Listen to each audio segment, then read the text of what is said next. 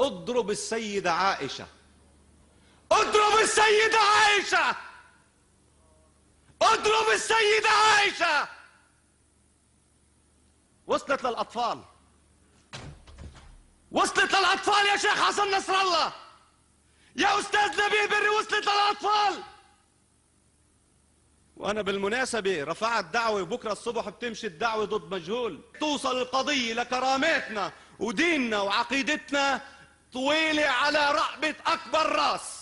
يا شيخ حسن نصر الله، يا أستاذ نبيه بري، إذا ما حتتداركوا هذا الأمر بإذن الله تعالى، بقوة الله تعالى، إن بقيتوا على هذه الحياة ما حخليكم تناموا الليل، قسما بالله ما حخليكم تناموا الليل، سلميا طبعا ما حخليكم تناموا الليل. وما تفكروا دبرة عالية وطالعة بسيطة. أنا عارف حالي عم بحكي من بوابة الجنوب، وأنا عارف حالي شو عم بعمل، وأنا بعرف تماما ساحتي إنها مشرزمة، وأنا بعرف تماما اتصالاتكم ونفوذكم على بعض الجيش وعلى بعض الأجهزة الأمنية. ومع ذلك أنا نعم عم بتحداك مباشرة يا نبيه بري، عم بتحداك مباشرة يا حسن نصر الله. إذا ما بدكم تهدوا الوضع قسما بالله ما حخليكم تعرفوا النوم الليل مع نسائكم وأطفالكم، وسلميا حتى يعود التوازن للبنان.